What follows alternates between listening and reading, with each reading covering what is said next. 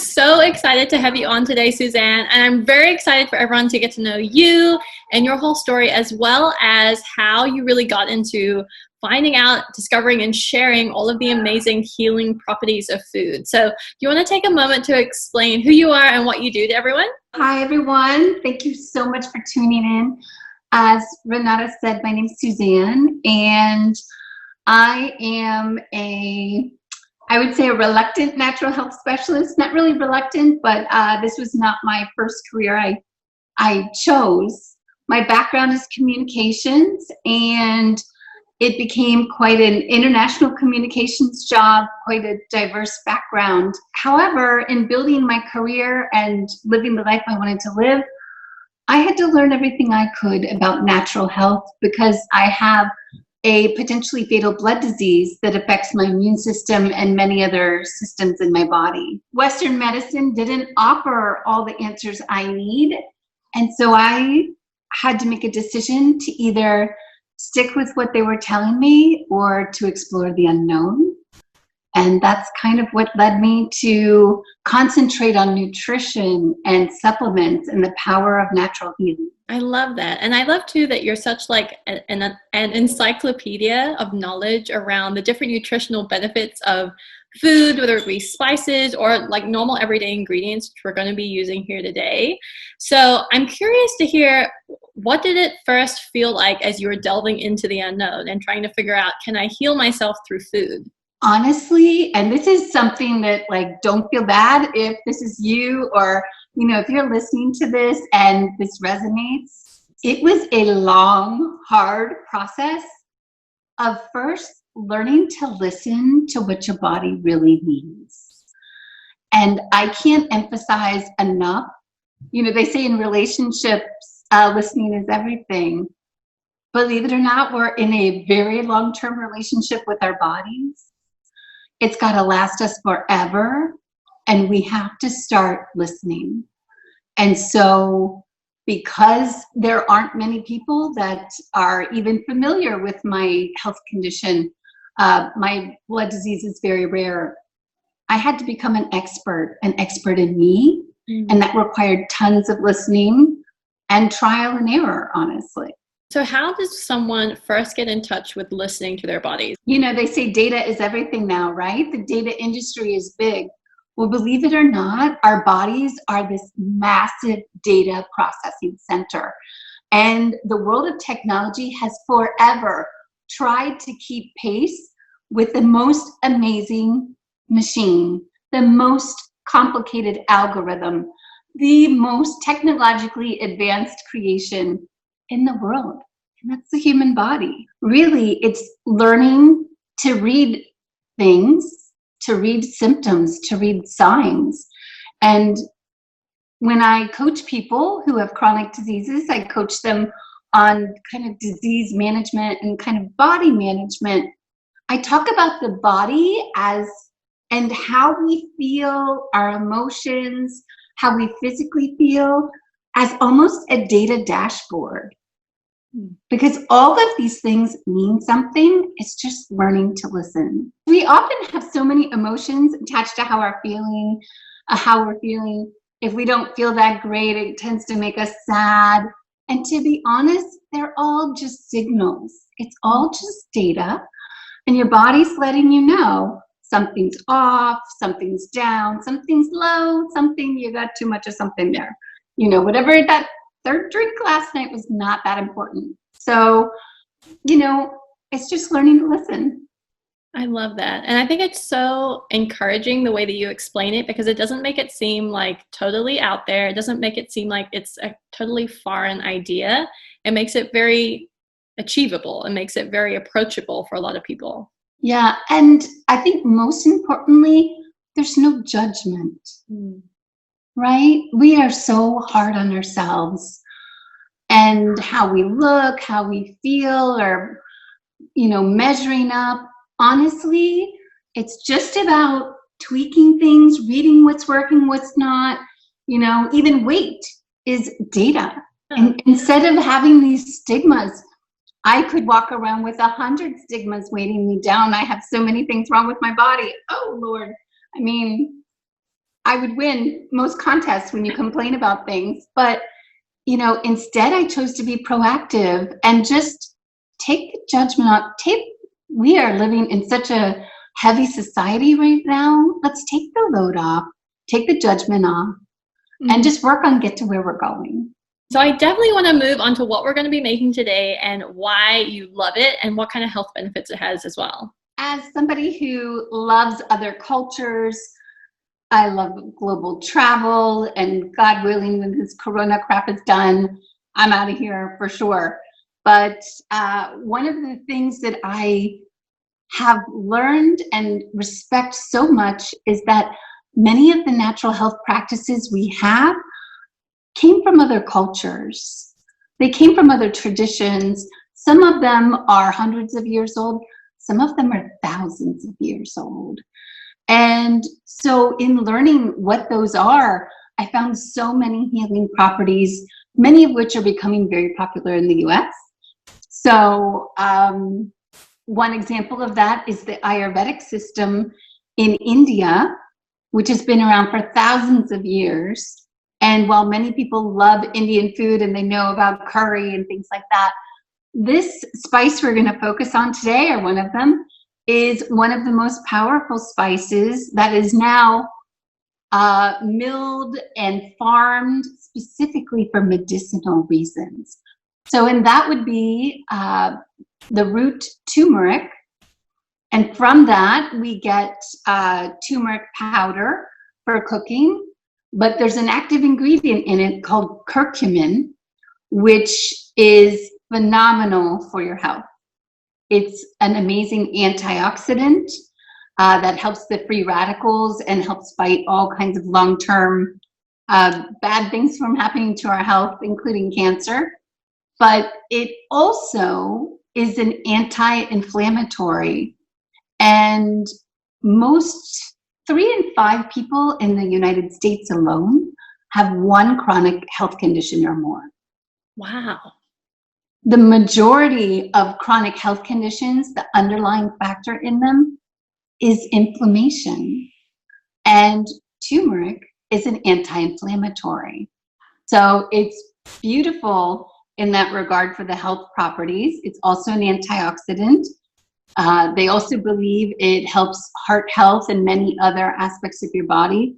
But the inflammation factor alone, combined with the antioxidant properties, are invaluable. I completely agree. Turmeric is kind of like a powerhouse spice. And I love too that you can pair it with other things to help to increase how much it's absorbed by the body. And so while I know that a lot of times people can take like turmeric capsules and things like that, what I love is we're going to incorporate it into the dish today. And we're going to see all kind of additional health benefits from the other ingredients that we'll use. Exactly. So turmeric in itself, it's very difficult for your body to absorb it and to get the benefits from it. It needs to be combined with fat, and it helps emulsify it and for absorption. And the other thing is, you know, you would need to eat a ton of turmeric root to get all the medicinal properties. But honestly, a little dab will do you. I mean, we want to eat things that are life-sustaining and nourishing. So it's a great way to begin.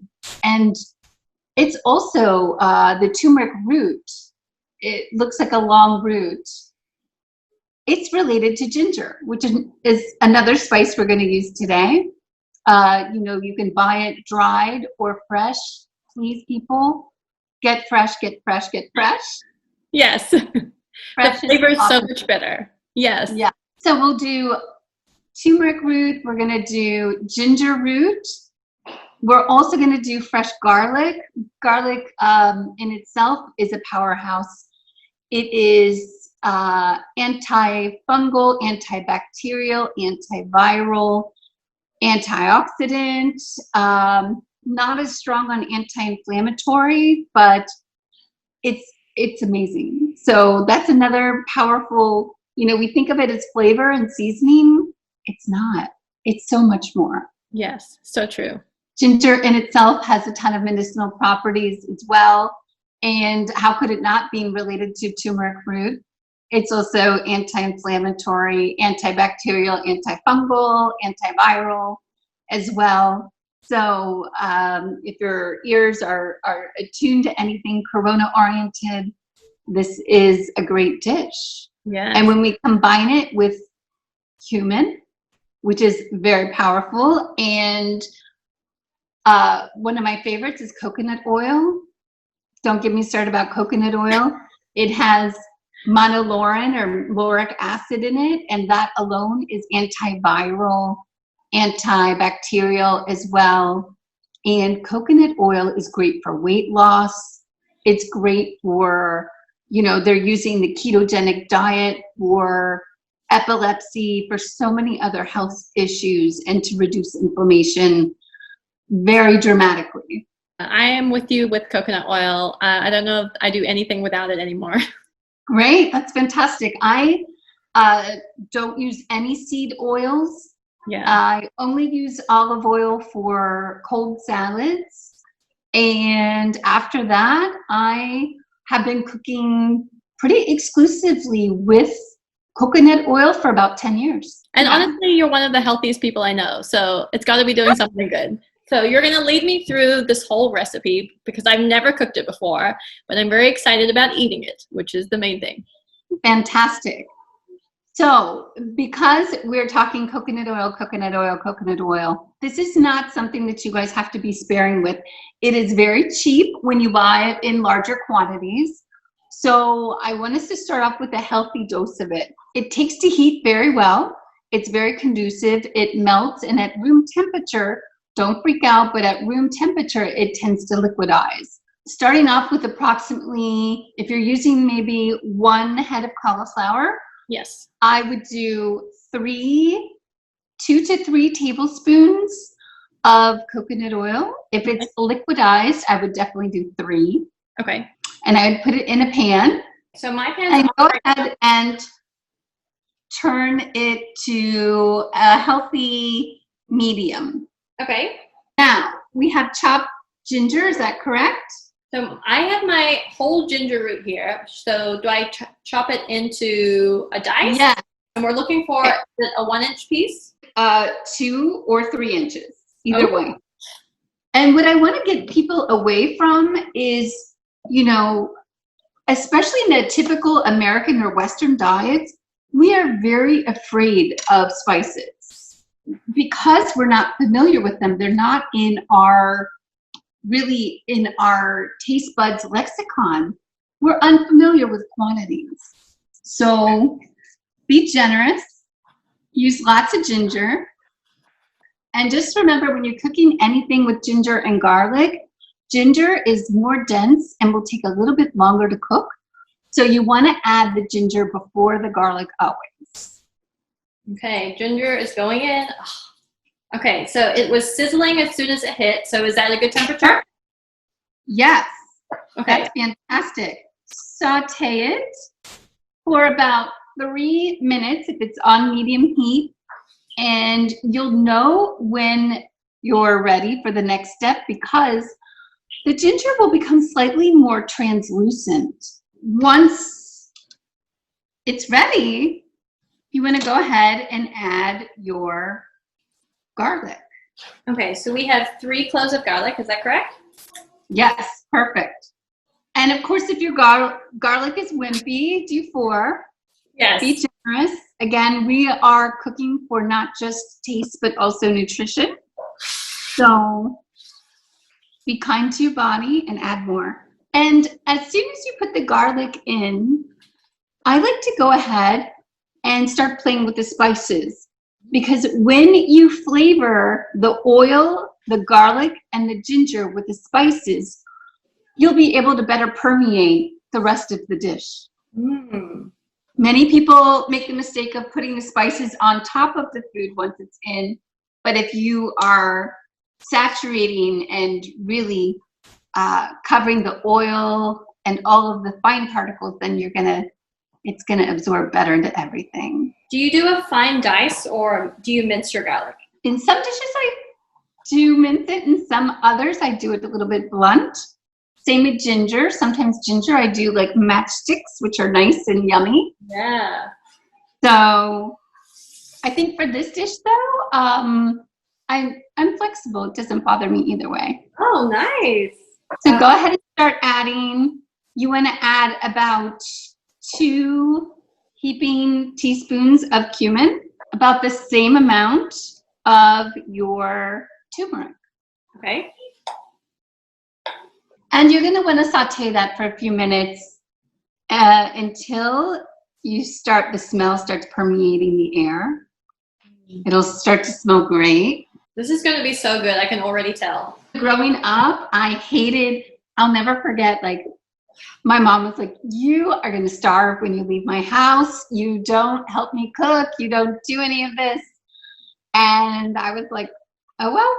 And turns out, though, that she was an amazing cook, but my body needed something a little different than she was preparing. And she didn't know enough about nutrition to know the things that my body would really need. So I had to really develop this path on my own. And of course, then I went back and taught her how to cook vegetables, and tables turned a little bit. Yeah. I think that's one of the greatest things about like our lives, is that we are able to be influenced by so many different global cultures and really bring parts of that into our cooking, so we can almost like travel within our own kitchens.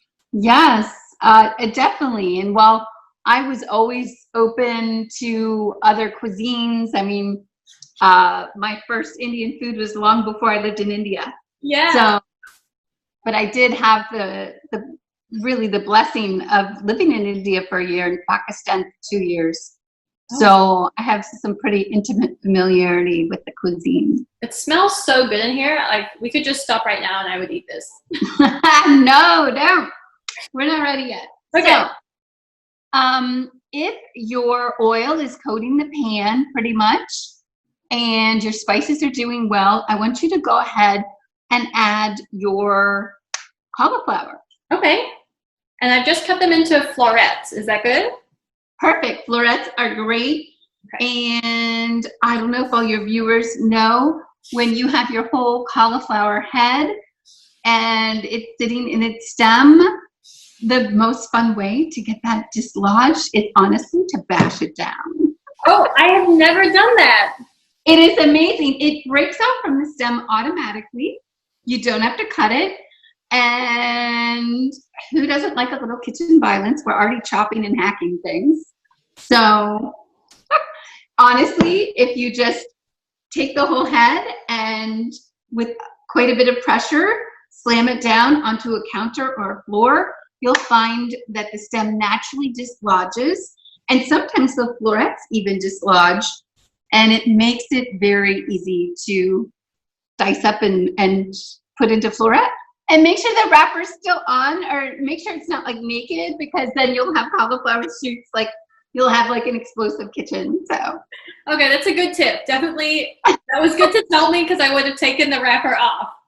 I think what's really interesting about cauliflower is nowadays people use cauliflower to turn it into so many other things. Like you have cauliflower crust or cauliflower rice, which is all great. Rice. Yeah, and I like this dish though because it is simple actually, and it brings out the native flavor of the actual vegetable. And honestly, it's great.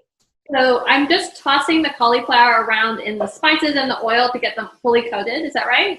Fantastic. So you may need to cover it. Depends how fresh the cauliflower is and how much natural moisture it will have.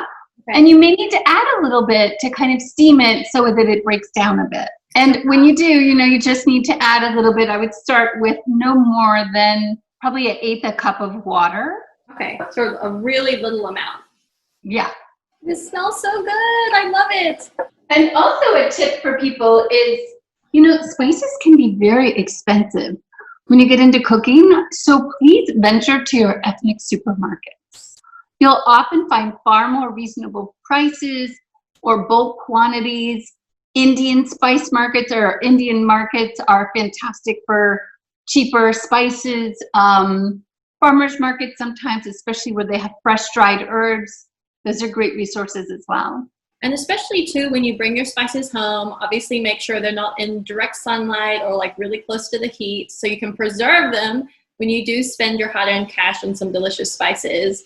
And then other things I like to do too, like, sometimes we take the lid off of a spice and we pop it directly over like a steaming dish. Sometimes that steam can be absorbed into the powder and then reduce the flavor fullness of the spices too. So that's something else to keep in mind. And while it may be a hint of laziness, I'm not sure.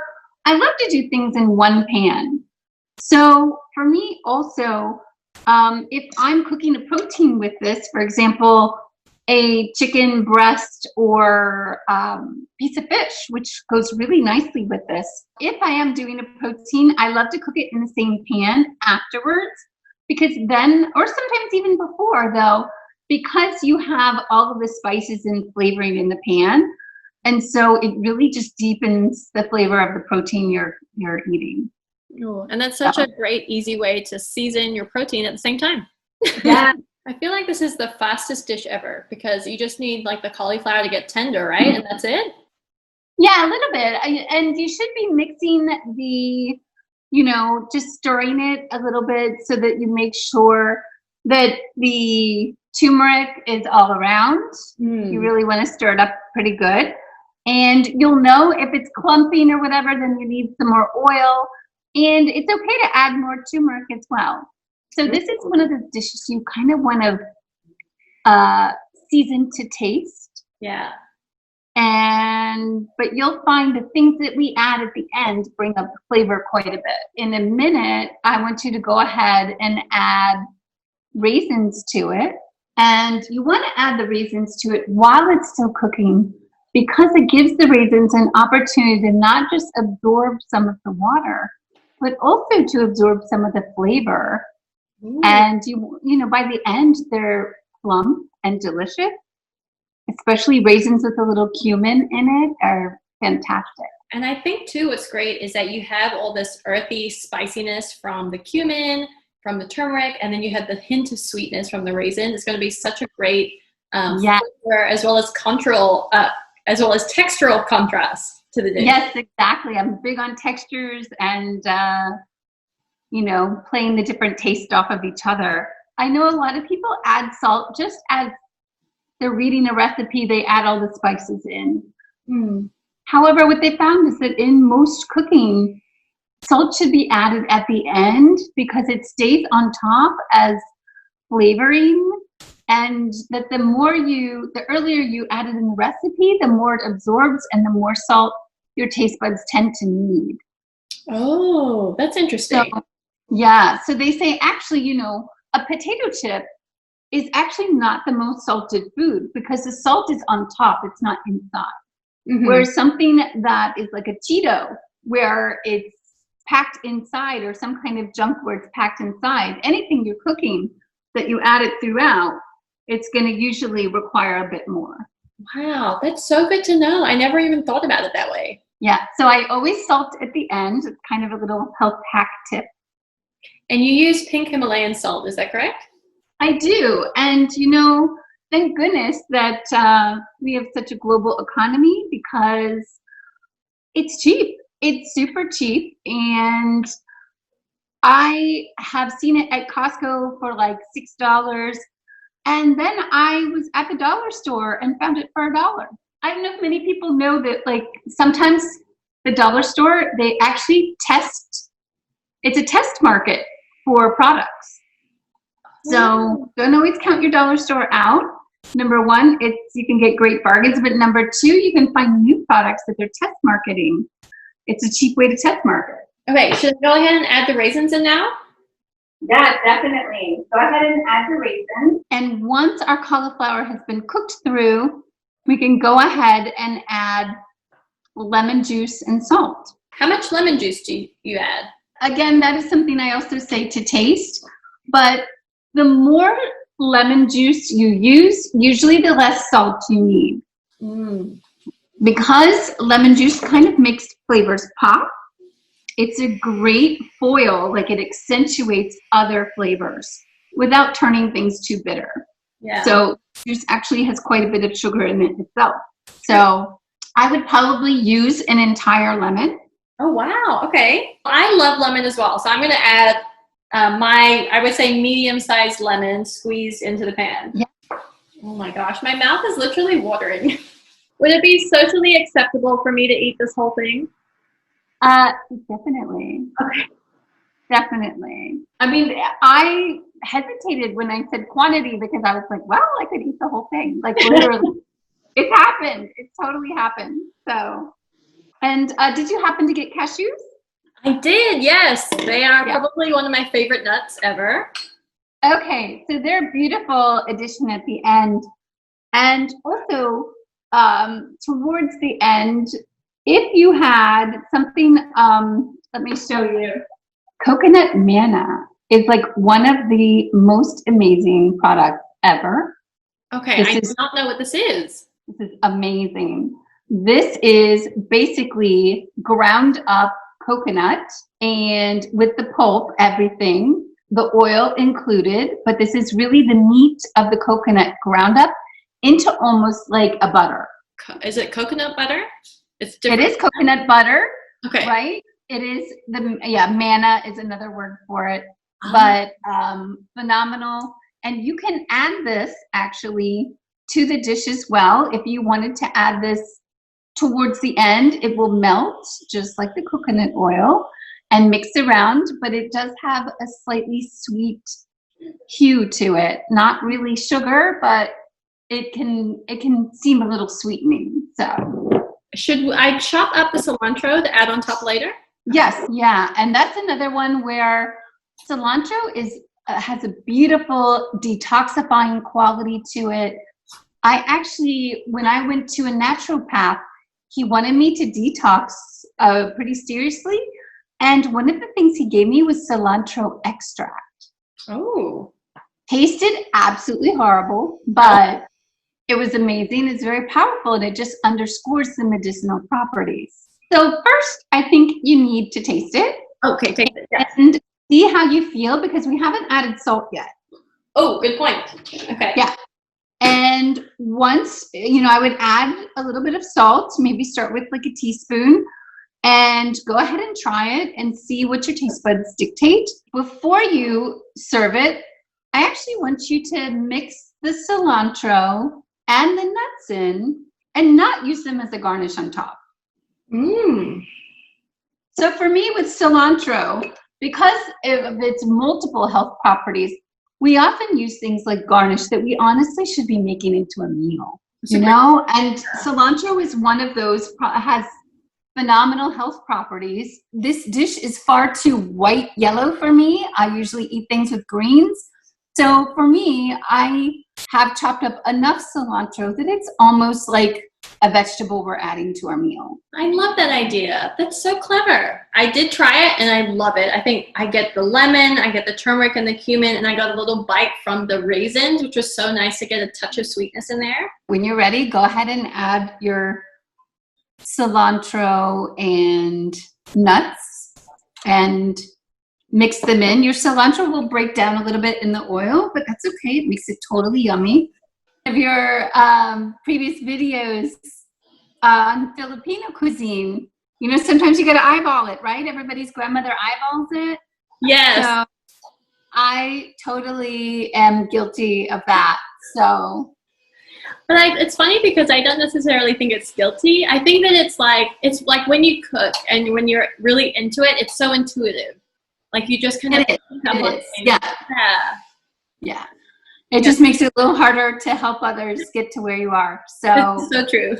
To build that roadmap. But yeah, I mean, like health, like reading your body, you read what the flavors are, you read, where the taste is and where that's going. So you develop an agility, and also it may change depending on your health. If you're really tuned in to how you're feeling, you may need more cumin on one day than you need the turmeric. You may need a little bit more fat, right, than you need on another day. So it's important to just go with what your body needs. Such a great point. And I think too, like we've talked a lot about coconut oil, or the coconut manna or butter that you had. And sometimes I do feel like people are a little afraid of adding too much fat. And I think one of the things to remember is, like you mentioned, we do need fat. We need fat in our food all the time. Not just because it can help us to feel full and it helps to slow digestion, and it can be helpful for weight loss, but also adding a fat to a dish such as this one can help with the bioavailability of a lot of the nutrients within any of these ingredients that we're using. And what that means is you're better able to absorb all of those nutrients. So you're getting more bang for your buck just adding a little bit of fat into your dish. Precisely. So especially your turmeric, it absorbs better with the fat. And so that's really an important component. Awesome. So would you normally have this dish for lunch or for dinner? I would say this is a great dinner for me. But oh my gosh, it's great anytime. And if you do have leftovers, which you may not, but if you do, this seasoning will only soak in and become more powerful and flavorful. So it's also great the next day. How does that look? Gorgeous. I love it. I cannot wait to eat this, honestly. That's awesome. You did great. Thank you so much. This was so fun. How can people get a hold of you and find out more? So you can find me on Facebook and Instagram at Red Carrot. It's REDKARAT.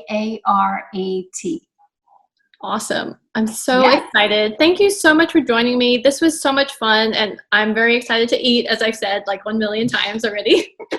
Yay! Enjoy it. And really, I mean, if you know anyone who they're facing health issues and they need to get online and get it right, get in line with, what their body needs, please send them my way for sure.